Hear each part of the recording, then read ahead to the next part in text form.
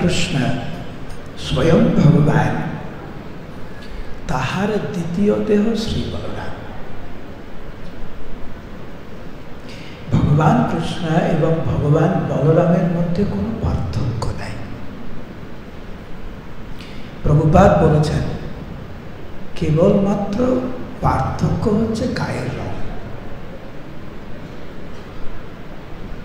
তা সত্ত্বেও সর্ব অবতারী কৃষ্ণ স্বয়ং ভগবান। একবার প্রভুপাদ বৃন্দাবনে জিজ্ঞাসা করছিলেন কে বেশি শক্তিশালী, কৃষ্ণ না বলরাম? তো কোনো ভক্ত তো বিভ্রান্ত হয়ে গেছে, কে বেশি শক্তিশালী, কৃষ্ণ না বলরাম? তো কোনো ভক্ত বলছে কৃষ্ণ, কোনো ভক্ত বলছে বলরাম। তখন প্রভুপাদ বললেন প্রকৃতপক্ষে কৃষ্ণ হচ্ছেন বেশি শক্তিশালী, যদিও একই রূপ, কিন্তু এখানে বলেছেন তাহার দ্বিতীয় স্বরূপ, তাহার দ্বিতীয় দেহ শ্রী বলরাম। তারপরে কৃষ্ণ বলরাম আমাদের আছে না বৃন্দাবনে, কৃষ্ণ বলরাম শ্রী বিগ্রহ। প্রভুপাদ বলছেন দেখো ওনাদের দিকে তাকা, দুজনের দিকে তাকা। ভক্তরা তাকিয়েছে, তখন ওনারা দেখছে বলো তো কে কার উপরে ভর দিয়ে আছে? তো বলরাম কৃষ্ণের উপরে ভর দিয়ে আছে। এ প্রভুপাদ বলছেন যে কৃষ্ণ বলরামেরও ভার বহন করতে পারে, কিন্তু কোনো পার্থক্য নাই। যমুনা মাতাজি বলছেন কৃষ্ণ এবং বলরামের মধ্যে পার্থক্য হচ্ছে কৃষ্ণ রাধারানীর সাথে রাসলীলা করেন আর বলরাম রাধারানীর সাথে সেরকম কোনো লীলা করেন না।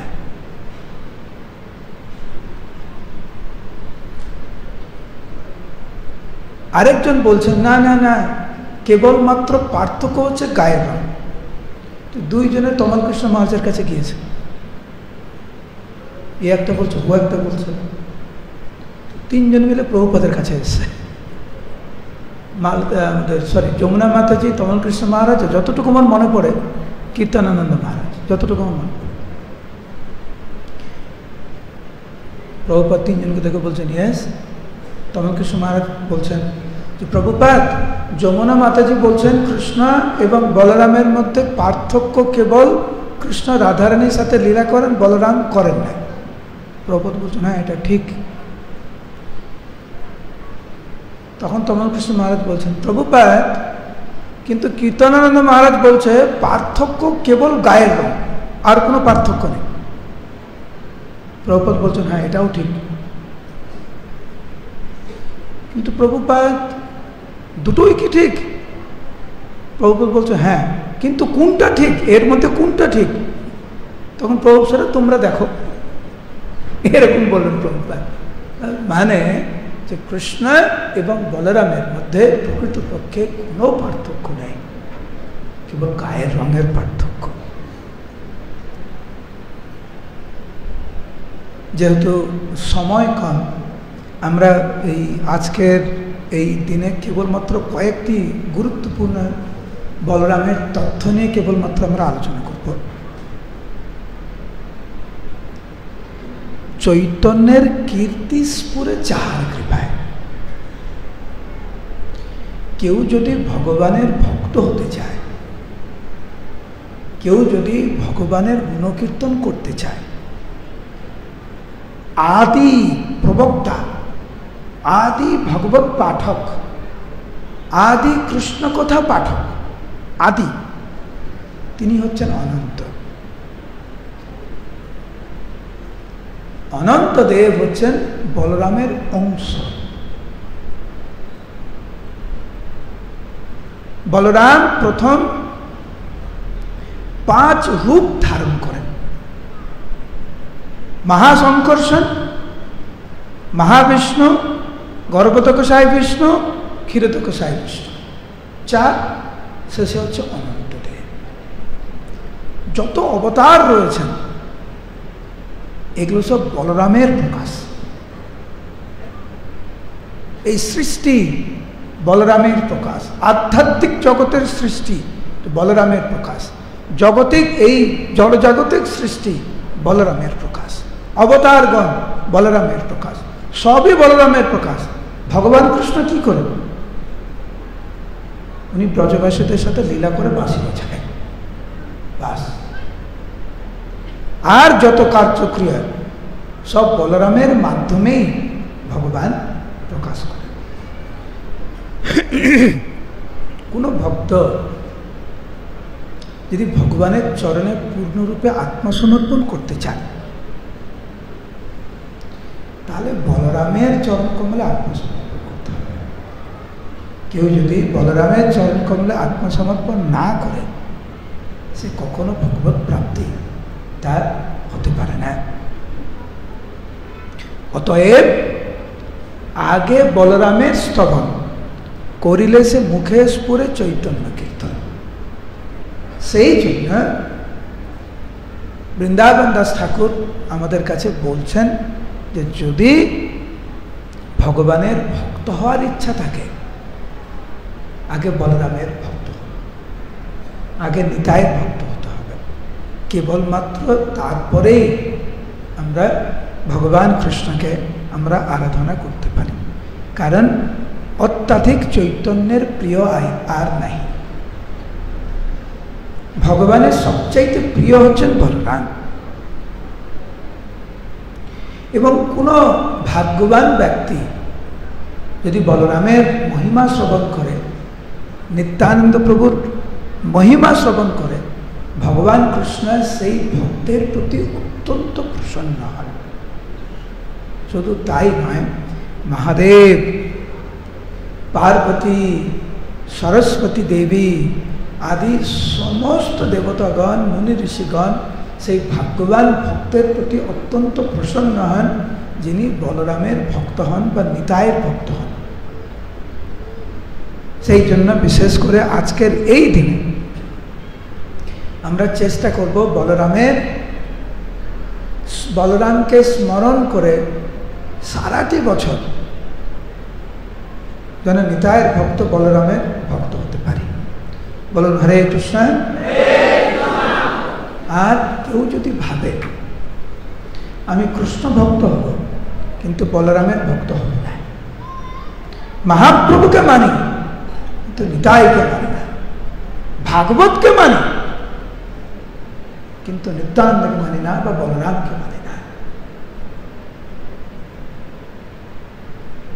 সেই ব্যাপারে বৃন্দাবন দাস ঠাকুর বলছেন যে ভাগবত শুনি যার রামে নাহি প্রীত। এখানে রাম মানে বলরাম।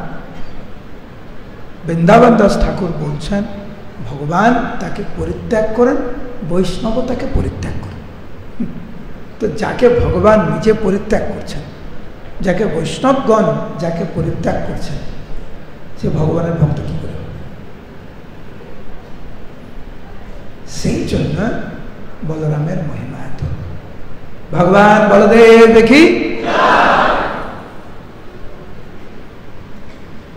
ভগবান বলদেব হচ্ছেন সেবক ভগবান, কৃষ্ণ হচ্ছেন সেব্য ভগবান। উনি ভগবান, বলরাম ভগবান, কিন্তু সেবক ভগবান। উদাহরণস্বরূপ কয়টি রস আছে? মুখ্য কয়টি রস? মুখ্য রস কয়টি? 5টি। আমার পরে পরে বলুন। শান্ত, সবাই বলছেন না। শান্ত, দাস্য, সখ্য, বাৎসল্য, মাধুর্য। মাধুর্য রসের ভক্তরা ব্রজগোপীগণ, শ্রীমতী রাধারানীর নেতৃত্বে, হ্যাঁ কি না? বাৎসল্য রসের ভক্ত নন্দ মহারাজ, যশোদা মা, আর অন্যান্য ব্রজবাসীগণ বা ভক্তগণ যারা বাৎসল্য রসে ভগবানকে আরাধনা করেন। কিন্তু মুখ্য হচ্ছেন নন্দ মহারাজ, যশোদা মা। সখ্য রস শ্রীদাম, সুদাম, সুবল আদি। দাস্যরসের ভক্ত তো অনেক। আমরা কোন রসের ভক্ত? দাস্যরসের ভক্ত। শান্ত রসের ভক্তকে বৃন্দাবনের গাছপালা, বৃন্দাবনের ধুলি, এরা সবাই হচ্ছে ভগবানের শান্ত রসের ভক্ত। অদ্ভুত বিষয় হচ্ছে বলরাম প্রত্যেকটি রসেই ভগবানকে সেবা করে। শান্ত রসে সেবা করে, দাস্য রসে সেবা করে, বাৎসল্য রসে সেবা করে, মধুর রসে সেবা করে, সখ্য রসে সেবা করে, সব রসে। সেই জন্য চৈতন্য ভাগবতে এরকম বর্ণনা যে প্রভুভেদ আপন হয়েন প্রভুদাস। উনি সেবক ভগবান। কিভাবে ভগবানকে সেবা করে? সখা, ভাই, ব্যঞ্জন, শয়ন, আবহন, গৃহছত্র, বস্ত্রযত, ভূষণ, আসন। শান্ত রসে বলরাম ভগবানকে কি করে সেবা করে? হরে কৃষ্ণ, হরি বল, জয়। করতাল দাও, করতাল। এটা কি কার প্রকাশ? আপনারা সবাই জানেন তো। এটা কোন রসের ভক্ত? শান্ত রসের ভক্ত। মনে থাকবে, এটা বলরামের প্রকাশ, কিন্তু শান্ত রসে। কলিকালের নাম রূপে কৃষ্ণ অবতার। কৃষ্ণ নাম রূপে অবতীর্ণ হলেন। বলরাম কি রূপে অবতীর্ণ হলেন? খোল করতাল রূপে। বলুন হরি বল। যেখানেই ভগবান যান বলরাম পাশে পাশে। নাম রূপে কৃষ্ণ অবতার, তো খোল করতাল রূপে বলরাম অবতার। কীর্তন হবে, খোল করতাল বাজবেন, এরকম হয়? আনন্দ পাবেন না। খোল করতাল সহ মহাপ্রভু তো খোল করতাল সহ বাজিয়েছেন। মহাপ্রভুর প্রিয় মৃদঙ্গ বাদক ছিল, তার নাম ছিল গোবিন্দ। মন্দির কার প্রকাশ? বলরামের প্রকাশ। কি রস? শান্ত রস। গেল শান্ত রস। এরপরে কি রস? দাস্য রস।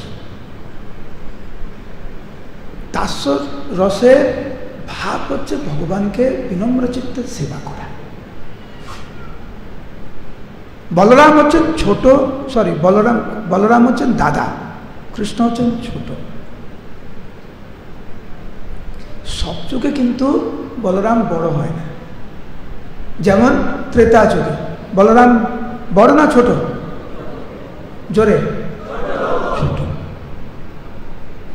আমি জিজ্ঞাসা করছি, আপনার সব উচ্চস্বরে বলবেন, কারণ আপনার পাশে যিনি আছেন না, তিনি একটু সজাগ হবেন। আর কিছু না, এরকম না যে আমি শুনতে পাচ্ছি না। বলছেন শুনতে পাচ্ছি, বেশিরভাগ ভক্ত চুপ আছে। উনি তো একদম মুখ হাঁ করে ঘুমাচ্ছে, দেখুন হাঁ করে ঘুমাচ্ছে। হরি বল, হরি বল, জয় জয় জয়।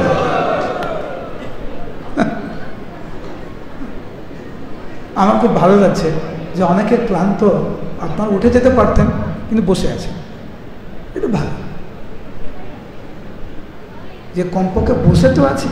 বলরাম কিন্তু দেখছেন আপনার ঘুম পাচ্ছে, তবুও বসে আছে। আমি এত ডিস্টার্ব করছি আপনাদের ঘুমের, তবু বসে আছে। বলুন হরে কৃষ্ণ। আপনারা জানেন ত্রেতা যুগে মর্যাদা পুরুষোত্তম রাম একটা নিয়মের মধ্যে থাকেন, কিন্তু লক্ষণ তো জানেন ইনি কে, এবং ভগবান রামের প্রতি কত অবিচার হয়েছে।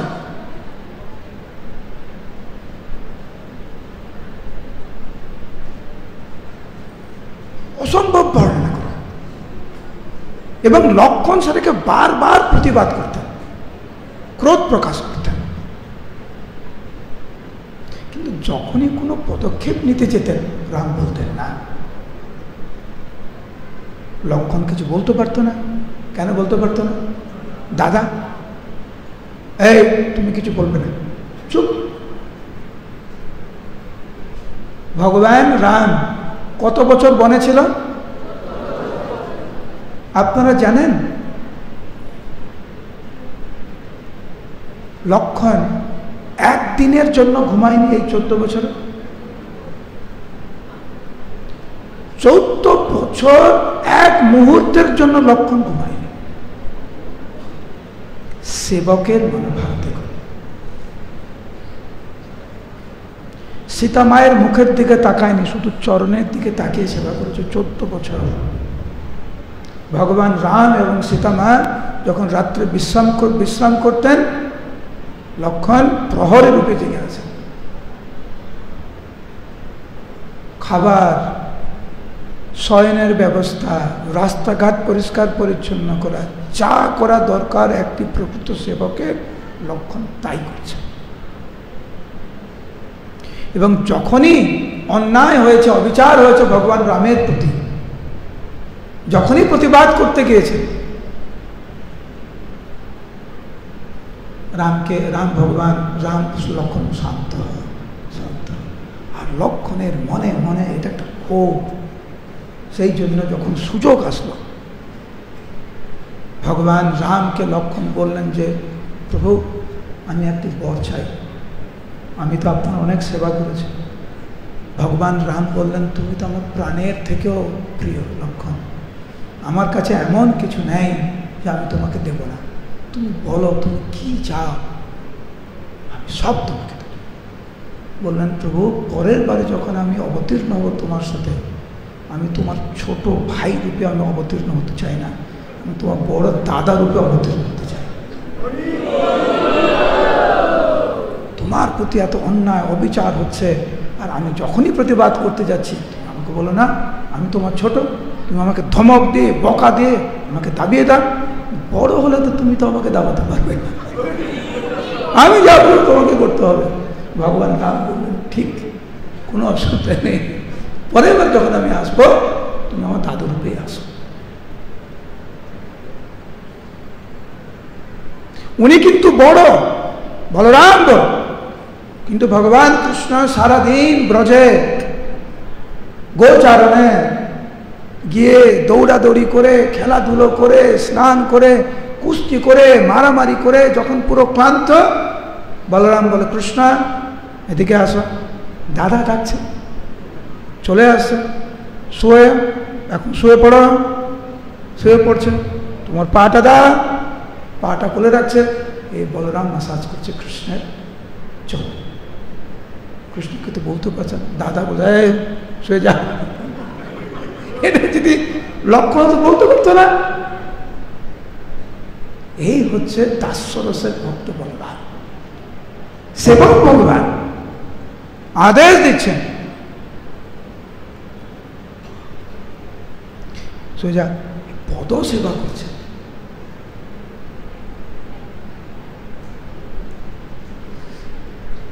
শান্ত গেল, দাস্য গেল, এবারে সখ্য।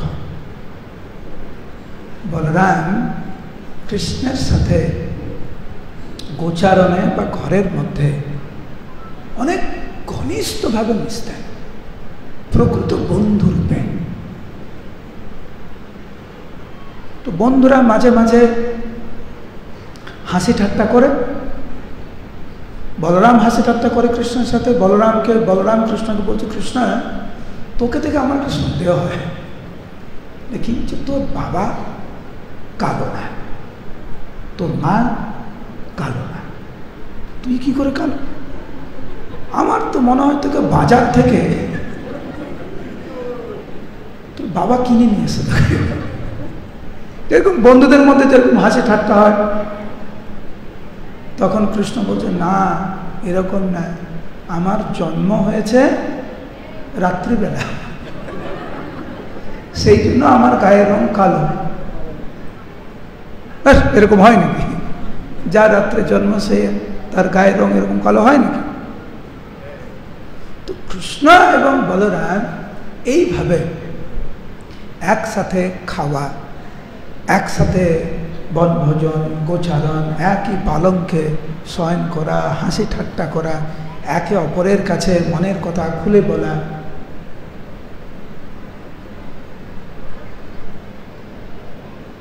এইভাবে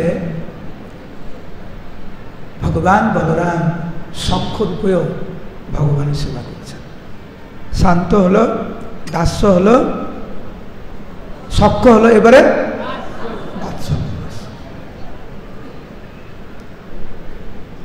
বাৎসল্য রসে ভগবান বলরাম কৃষ্ণকে সবসময় রক্ষা করতেন। কারা কারা নন্দগাঁওয়ে গিয়েছেন? বৃন্দাবনে নন্দগাঁওয়ে গিয়েছেন কারা কারা? অনেকে গিয়েছেন। কৃষ্ণ বলরামকে দর্শন করেছেন নন্দগাঁও? কৃষ্ণ এবং বলরাম গায়ের রং ওখানে এক না আলাদা? আলাদা? আলাদা না, ওখানে একই রকম কাপড় পরে, দুজনের মাথায় ময়ূর পুচ্ছ, দুজনের হাতে বাঁশি। বলরাম তো বাঁশি বাজান। বলরামের কাপড় অন্যরকম, কৃষ্ণের কাপড় অন্যরকম। কৃষ্ণের গায়ের রং আলাদা, বলরামের গায়ের রং আলাদা। ওইখানে দেখবেন একই রকম দেখতে। কেন? এইটা হচ্ছে ভগবান বলরাম বাৎসল্য রসে। ভগবান বলরাম কৃষ্ণকে রক্ষা করবে। যখনই দেখতেন কখনো কখনো অসুররা চলে আসছে, বলরাম কৃষ্ণ রূপ ধারণ করতেন। অসুর কি ভাবত? এ হচ্ছে কৃষ্ণ। বলরাম ভাবত তুমি আমার ভাইয়ের কাছে যাবে, আগে তুই আমার কাছে আয়, তুই আমি দেখাচ্ছি মজা। এই যে কৃষ্ণকে রক্ষা করার মনোভাব, বাবা মা সব সময় তার সন্তানকে সুরক্ষা দিতে চায়, নিরন্তর সুরক্ষা দিতে চায়।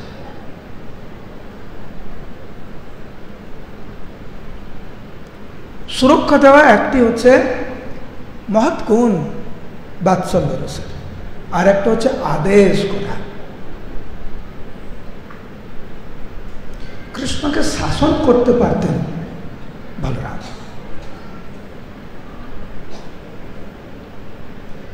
এবং মা যশোদা বলরামের উপরে পূর্ণ বিশ্বাস রেখে, বলরাম বলতো সব কিছু তোমার দায়িত্বে, কিন্তু তুমি আছো বলেই আমি পাঠাচ্ছি। এবং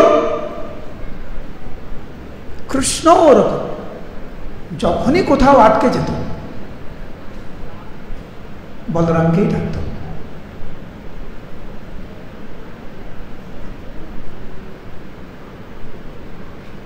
এখন বেশিক্ষণ দৌড়াবে না, অনেক দৌড়াদৌড়ি হয়ে গেছে, এখন বসো, এখন খাও।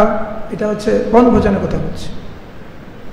যখন গোচার হয়ে যেত, বলরামই ভগবান কৃষ্ণকে এইভাবে সুরক্ষা দিয়ে, শাসন দিয়ে লালন পালন করছে। শান্ত হলো, তারপরে দাস্য, তারপরে অনেক ভক্ত চুপ। প্রথমে আজকের কি রস নিয়ে আলোচনা হলো, শুধু একসাথে বলুন। তারপরে দাস্য, তারপরে সখ্য, তারপরে আর কি বাকি আছে? ভগবান বলরাম অত্যন্ত ঐকান্তিকতার সহিত গভীরভাবে ভগবানের যে মাধুর্য লীলায় উনি অংশগ্রহণ করেন অনঙ্গ মঞ্জরি রূপে।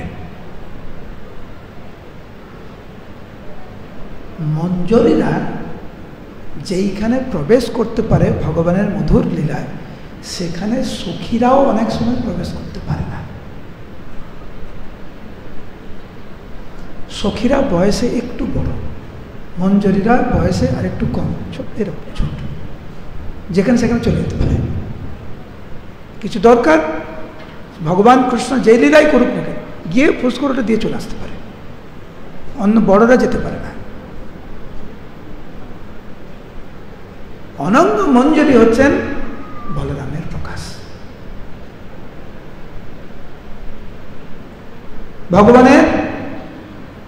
ভগবান স্নান করেছেন, ভগবানের গামছা লাগবে। গামছা যখন ভগবান কৃষ্ণ স্নান করে উঠছেন এবং দেখছেন যে কৃষ্ণের গায়ে এখনো জল শুকাতে হবে, গা মুছতে হবে, বলরাম সঙ্গে সঙ্গে গামছা হয়ে যায়। কৃষ্ণ ক্লান্ত, শয়ন করা দরকার, অনন্ত শেষ হয়ে যায়। কৃষ্ণের গরম লাগছে, হাওয়া দরকার, বলরাম পাখা হয়ে যায়।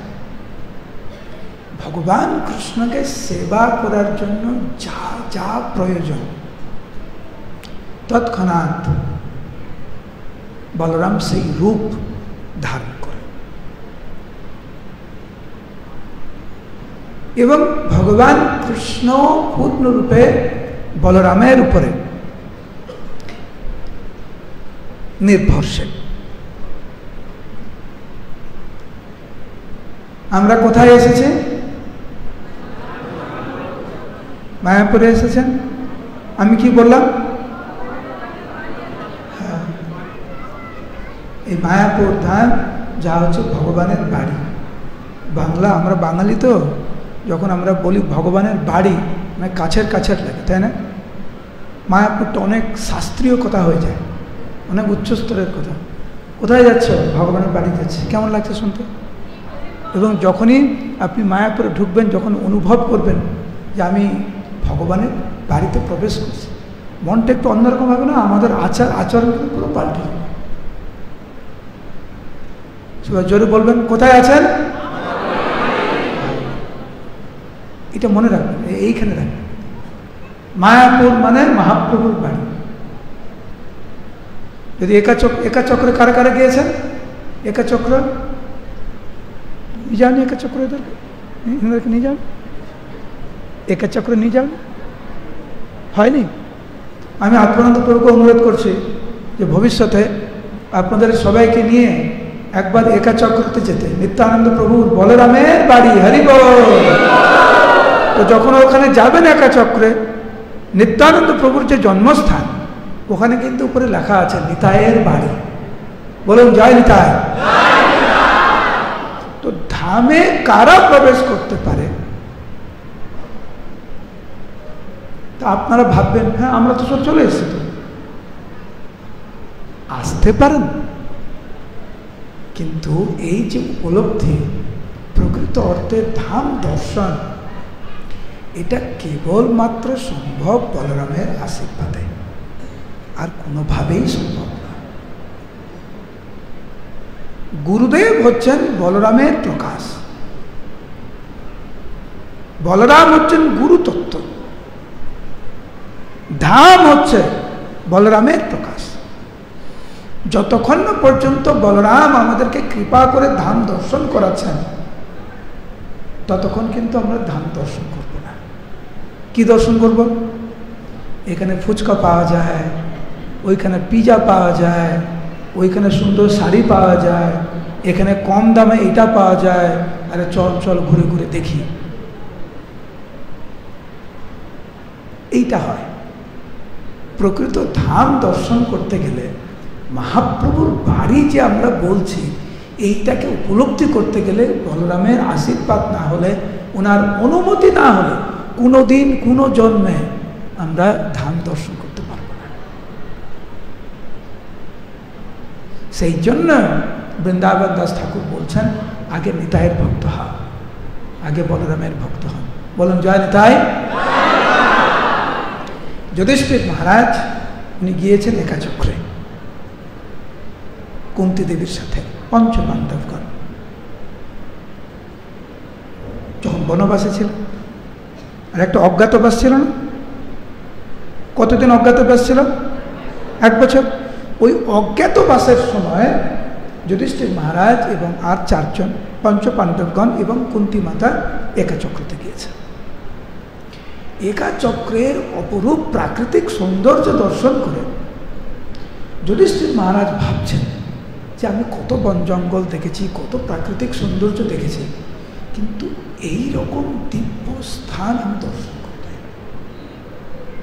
এটা কি, এটা জানার আমার খুব ইচ্ছা। তখন যুধিষ্ঠির মহারাজ ভগবানের কাছে প্রার্থনা করলেন, বিশেষ করে বলরামের কাছে, কারণ বলরাম হচ্ছেন ধাম। উনি যদি নিজেকে দর্শন দেন, তখনই আমরা দর্শন করতে পারি। তো তো রাত্রিবেলা ঘুমানোর আগে যুধিষ্ঠির মহারাজ কাতরভাবে বলরামের কাছে প্রার্থনা করছেন যে হে প্রভু, আমার জানার খুব ইচ্ছা এই স্থানের মহিমা। তো রাত্রিবেলা যখন যুধিষ্ঠির মহারাজ যখন ঘুমাতে চলে গেলেন, তখন বলরাম স্বপ্নে আসলেন। স্বপ্নচ্ছলে রোহিণী নন্দন বলরাম হইলা সাক্ষাৎ সভা অতি। বলরাম যুধিষ্ঠির মহারাজের সামনে আবির্ভূত হয়ে বললেন, কলির প্রথমে কৃষ্ণ তথাপি প্রকুলে জন্মিব আচ্ছন্ন রূপে মহাকুতূহলে।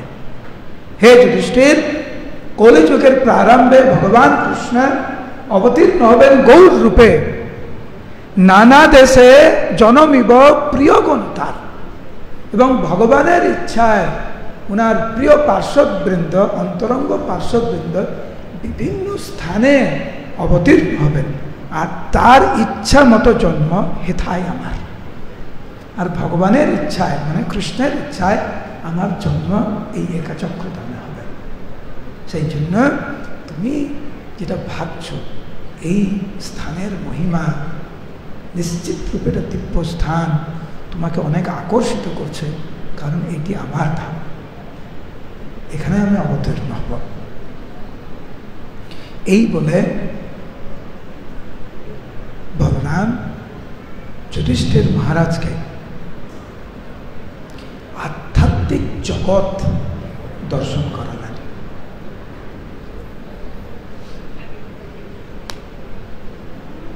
ভগবান বলরাম প্রথমে দেবকীর গর্ভে আবির্ভূত হন, তারপরে ভগবানের ইচ্ছায় ওনাকে স্থানান্তরিত করা হয় রোহিণী মাতার গর্ভে। আগে যে 6 জন ছিল, শট গর্ভ অসুর,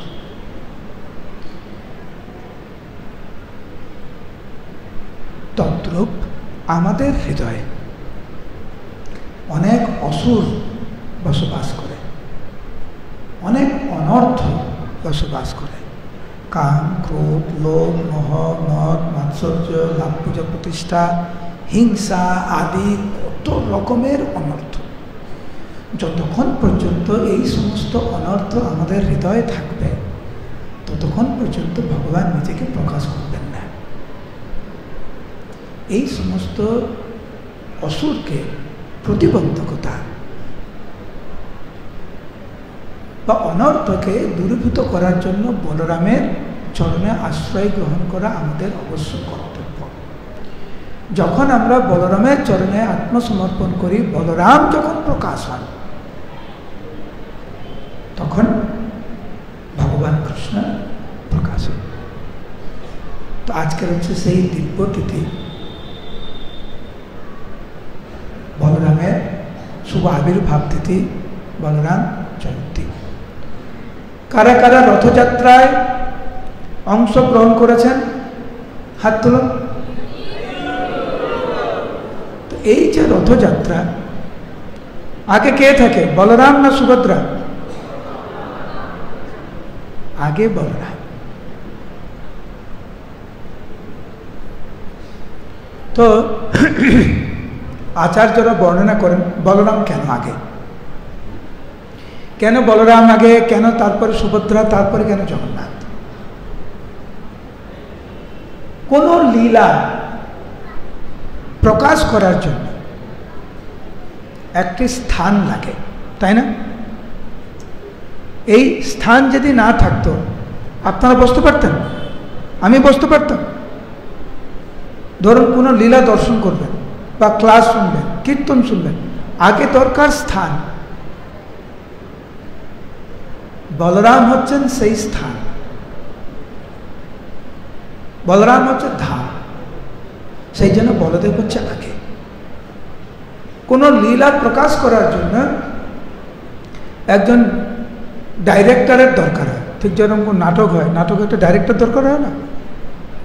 তো সুভদ্রা দেবী, যিনি পূর্ণমাসী দেবী, তিনি হচ্ছেন লীলাগুলি সব বন্দোবস্ত করেন। তো বলরাম হচ্ছেন স্থান মানে স্টেজ, ডাইরেক্টর পূর্ণমাসী দেবী, যিনি হচ্ছেন সুভদ্রা দেবী, আর শেষে জগন্নাথ দেব, উনি লীলা করেন। এই জন্য আগে বলরাম, তারপরে সুভদ্রা, তারপরে জগন্নাথ। এইভাবে আজকের আমরা শ্রবণ করলাম যে ভক্তি জীবনে আশ্রয়দাতা, যিনি সুরক্ষা প্রদান করতে পারেন, যিনি গুরু রূপে আমাদের সামনে অবতীর্ণ হন, যিনি ধাম রূপে আমাদের সামনে প্রকাশ করেন, তিনি হচ্ছেন সাক্ষাৎ বলরাম। আজকের এই দিব্য তিথিতে যদি আমরা বলরামের চরণ কমলে আত্মসমর্পণ না করি, আমাদের আর কোনো উপায় নেই।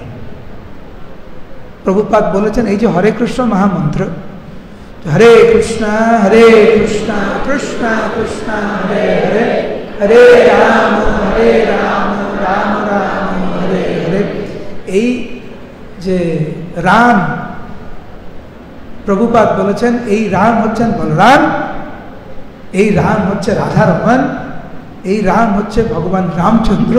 প্রভু বলেছেন এই রামের মধ্যে বলরাম রয়েছে। আমরা কিন্তু প্রত্যেকদিন বলরামকে আমরা স্মরণ করি, ওনার নাম করি, কিন্তু আমরা বুঝতে পারি না। এখন একটু জাগ্রত অবস্থায় আমাদেরকে ভগবানের সেবা করতে হবে। বলুন হরে কৃষ্ণ। এখন আমরা ঘুমন্ত অবস্থায় সেবা করি, ঘুম ঘুম ভাব নিয়ে জপ, ঘুম ঘুম ভাব নিয়ে শ্রবণ, অলসতার ভাব নিয়ে সেবা, অনিচ্ছার মনোভাব নিয়ে সেবা করার চেষ্টা করি। কেবলমাত্র কর্তব্যের খাতিরে আমরা কিছু করার চেষ্টা করি, তো এইভাবে আর এগুলো চলবে না। এখন সময় এসেছে বলরামের চরণে আত্মসমর্পণ করে পুরো জাগ্রত অবস্থায় উৎসাহের সাথে ঐকান্তিকতার সহিত ওদের সেবা করা দরকার।